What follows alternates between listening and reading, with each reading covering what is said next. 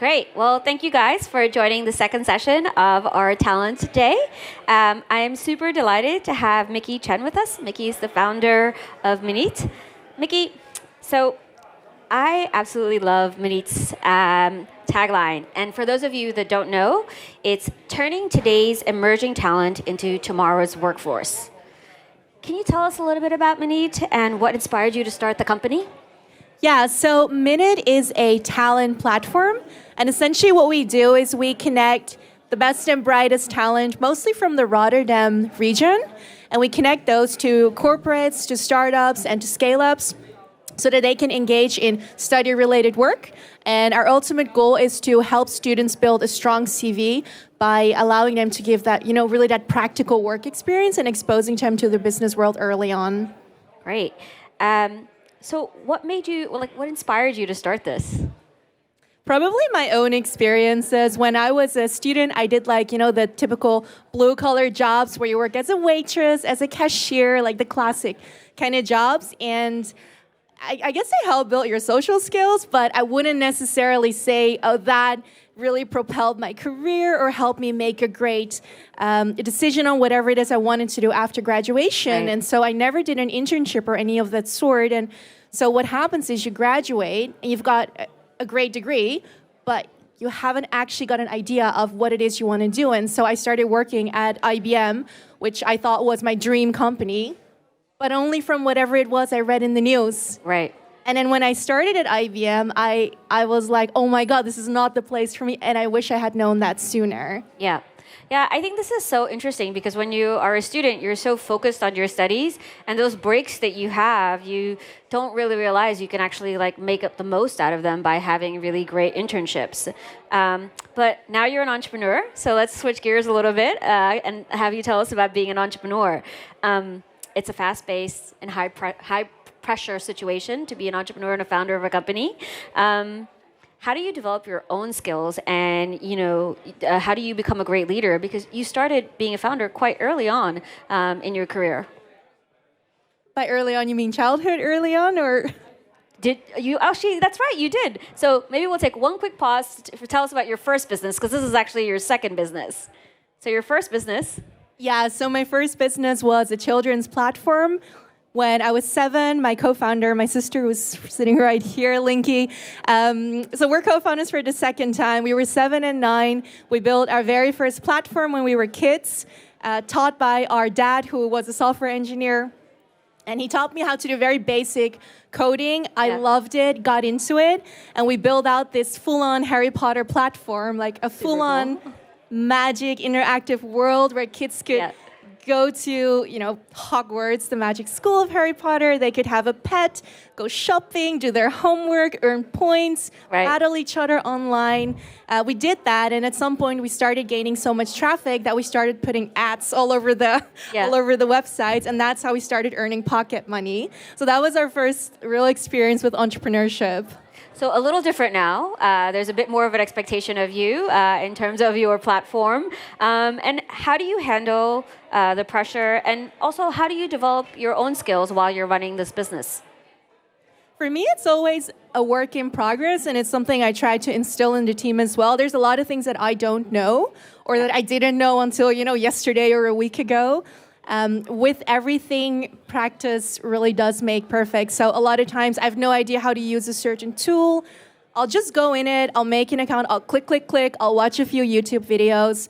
Honestly, that's how most people work. I'm a developer as well, and so the first thing I do when I can't fix my code is I'll just Google it, I'll go on Stack Overflow, I'll ask fellow devs. That's the way you learn. Much more than always asking someone to show you to do something. You need to go in there yourself and want to learn it for yourself. I think that's actually really great advice, because I think there's a lot of times where it's education and knowledge is really literally at our fingertips in terms of learning something. So the acquisition of knowledge has never been easier, and it just makes it much easier when you know something to have the confidence to kind of figure out how to apply it. But there's some things and some skills that you just simply can't read about. And one example is you raising money for Minite. And how did you go about finding in yourself the skills to talk to investors and to really pitch your company? I think that for an entrepreneur, especially if you've never raised money before, and you always see your fellow entrepreneur raising like, even if it's like an angel round, a seed round, whatever kind of round, you're kind of like, how do they do it? And I was the same like a year and a half ago. I was like, where do these people get all this money from? Yeah. And I just started talking to entrepreneurs. I started doing a lot of Googling, watching lots of videos. And at some point, we were like, you know what? We're just going to tell people that we're raising funds. I have no idea how to build a pitch deck. I don't know how much money I need. I just know that I need something to get to here. And so we just build out all these different kind of scenarios. And honestly, there's so much information available on the internet about what makes a great pitch deck. I really don't think it's like this secret kind of thing anymore. Yeah. We reached out to a bunch of journalists. And so there was this really kind journalist from this Dutch magazine, Quote, and he really liked our story. And he said, I'll feature you for free. And he gave us a 2-page spread where we announced our round. Wow. Which Amazing. was great because like all the rich people of Netherlands read Quote. And so the day after that article got out, we got so many angels coming into our inbox. Yeah. And so we had made we had a long list, a short list. And from that, we just kind of made a decision for 3 amazing angels. Yeah, I think this is a really important lesson because there's often a very traditional route around how you have to raise money. And, I think the investment community, although very welcoming, they can be daunting as well. So it's really nice that you shared another way of doing it. And I think I hope it gives everyone confidence to know that there are just many paths to being and building a successful company and to raising money for that company. But I want to dig a little deeper because I think Minite is just a really amazing platform, and you get to work with students and you get to see some of their progression and the stories of how their lives and career change. Can you share with us like 1 or 2 examples or stories of some of the students that have used it? Success stories of students? Yeah. Yeah, so there is this one guy, his name is Jelle, and he was a marketing student up until 2 years ago. He just graduated. And so he was really interested in the field of marketing, but didn't know what exactly he wanted to do, where he wanted to get into. And so he started taking on a job via Minute, which was very much creative marketing, so lots of content. Did that for 10 months, then moved on to more the analytical side, so like paid ads. Then he moved into SEO. And so he's really got like all the facets of marketing now. He's just graduated, and he recently sent me a message and said, because of Minute, I realized that my true passion is actually entrepreneurship. So he just opened a marketing agency of his own just last week. Amazing. So I think that's a great success story. But there's also lots of stories of students who start out their kind of like freelancing career via Minute and then build up their CV. And there's people that are now working in, either large corporates like Microsoft, or they'll go ahead and work for the startups that they have been freelancing for through Minute. Yeah, I really love this notion of always kind of like adding things to build on your CV. And sometimes we think it has to be a very traditional job where we have a full-time schedule. But, I think more and more, at least when I look at resumes for folks that want to join our company, I really appreciate when people have tried new things, taken on projects, done internships. It shows really strength and diversity and curiosity. And I think that's a very exciting thing.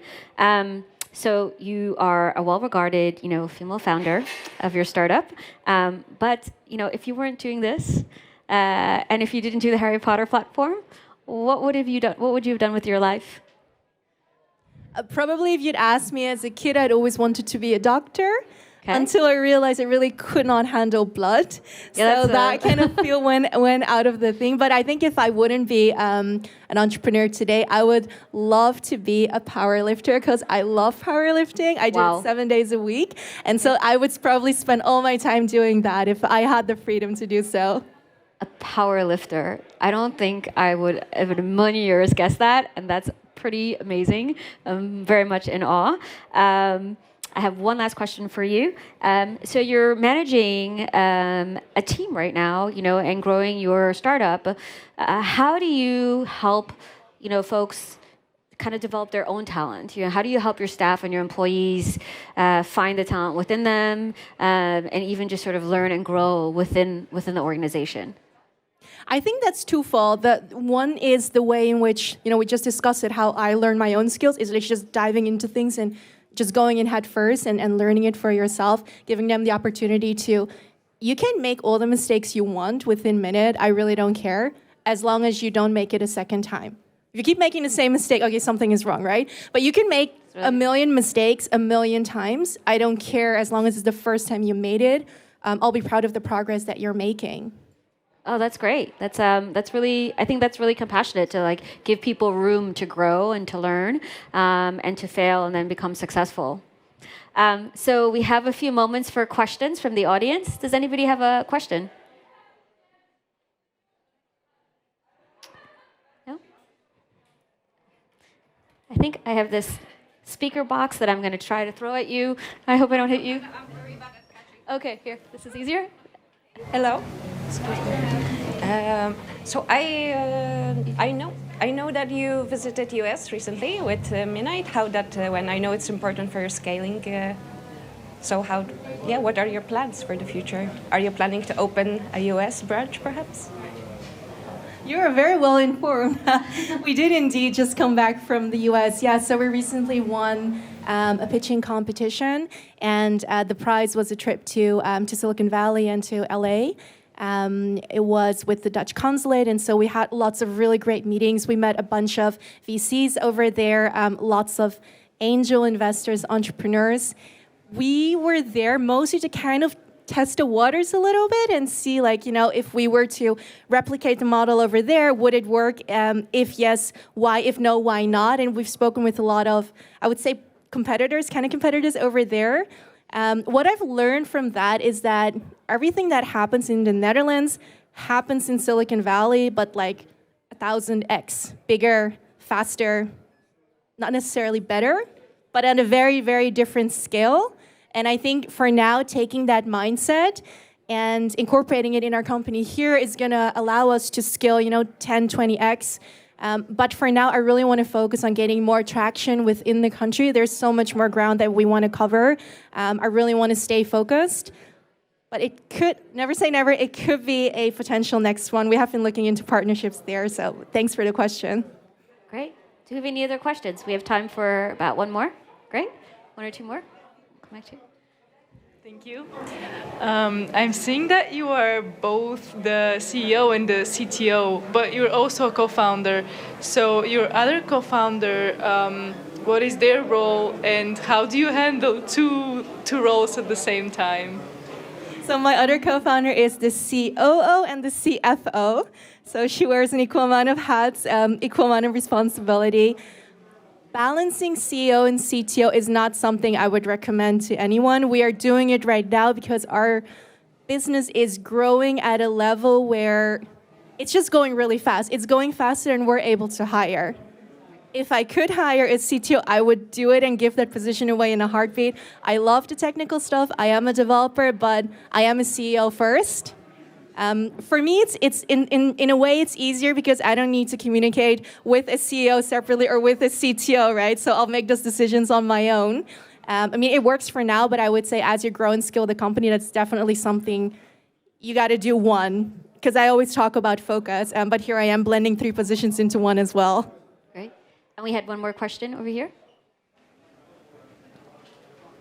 As you're growing Minute, like what would you say is your biggest challenge? Is it like the expansion, or how, when you're talking about like scaling and how it can get out of hand, like what is the biggest challenge you're facing right now?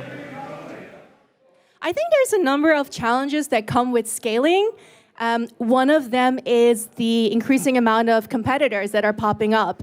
And so what we've been seeing in recent months is that there are literal copycats of Minute popping up that would go so far as to copy our contents, copy our photos even, texts, like a literal copy-paste of things. That in one hand can be, it can feel like, oh crap, what's happening? Like people are copying me. But on the other hand, it's really great fuel to go faster and to know that you're always 10 steps ahead, because whatever you do, they're going to copy it again. It's a good thing in a sense, but it's something you really need to be focused on, because if you don't focus for a day, honestly, the next person could come in, they could raise $1 million, and they can try to, beat you in the next 2 months. So you always want to be on top of your game. So, it's both, I guess, a blessing and the curse at the same time, but it's definitely a challenge we deal with. Great. I think we can do one more in the back. Hi, sorry, I just came a bit late, but I had a question in regards to, I guess, product roadmap and what you're building next. I mean, clearly there's competition, copycats. How are you looking to differentiate yourself in the future? There's a lot of routes that we're exploring. Obviously, at the end of the day, our core product is talent. And today, that is, freelance opportunities, but talent can be, I would say, exploited in so many different ways. Are you going to go the road of being a marketplace? Because we got all of that. We got the foundation there. We got all the tech ready. It could be a marketplace for young professionals too. It could cross borders. It doesn't have to be focused on students. On the other hand, we also have the infrastructure to build out the platform and make it a one-stop platform for students. You can add on full-time jobs, traineeships, internships. We do a pretty rigorous screening process of our students. Obviously, AI it's such an easy play here. Like, you could incorporate that in a heartbeat. It's something I'm testing with, but it's more of like a hobby thing that I'm testing out with right now. I'm not a huge fan of AI in that process, but there are so many directions to take. And actually, coming back to your question, that might also be one of our challenges, that there are so many different paths at this stage we can take. It's kind of hard to choose like which one to go for, which one to focus on. But yeah, there's so many ways we can go into. Great. Well, we are out of time, but I know Minute has a booth at the career fair. So I think you can definitely stop by and ask as many questions as you'd like there. Thank you so much, Micky, for joining us. Thanks, guys. Thank you.